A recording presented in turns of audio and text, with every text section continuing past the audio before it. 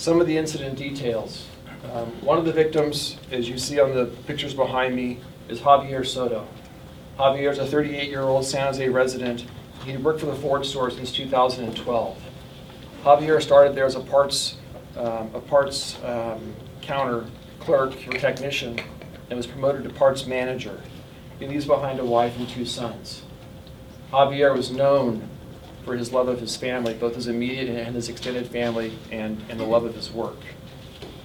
The second victim was Brian Leet, a 59-year-old San Jose resident who was recruited to the Ford store in 2018 with over 30 years in the car industry. He was the parts and service director. And Brian was known for his mentoring ability, his love for helping others.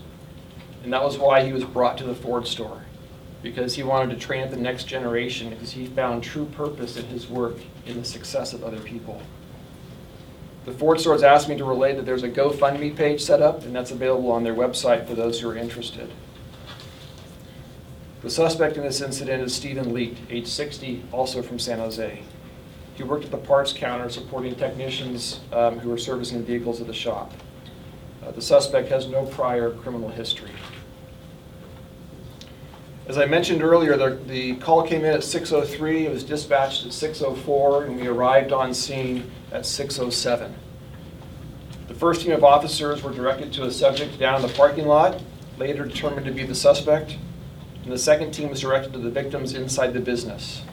As I mentioned earlier, fire personnel were right behind us, and they pronounced the victims and suspects deceased on scene. Morgan Hill officers and Santa Clara County Sheriff's deputies searched the building, searched the grounds for additional victims and suspects, and found no one, found no other victims or suspects. So then our crime scene investigations team took over and partnered with the county crime lab, partnered with the sheriff's office to collect evidence, document the scene.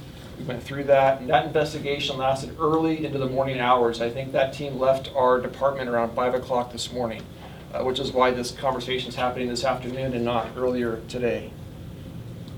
From there, detectives and officers from the Gilroy Morgan Hill Regional SWAT team went to the suspect's residence to serve a search warrant. And in the service of that search warrant, they found no other evidence of pre-planning or of motive or anything else that would lead us to why this incident occurred. It appears it was a spontaneous action on behalf of the suspect, which unfortunately resulted in the loss of two men and the loss of 2 fathers for families. Through our investigation, we learned that suspect Leet's employment was terminated earlier in the day at approximately 4:15. He left the building and waited in his car for 20 minutes or so before returning to his workstation back inside the building. He was then escorted into an office, a back office, where he had a conversation with the victims. And at that point, at some point during that conversation, the suspect shot Javier at point-blank range, killing him instantly. Brian then quickly engaged the suspect and tried to disarm him.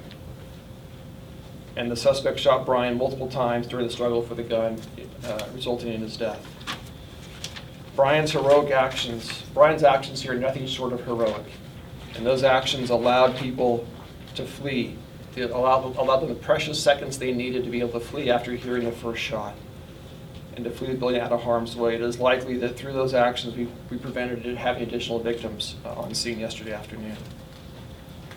The suspect then walked into the parking lot, sat down on a curb, and shot himself in the head.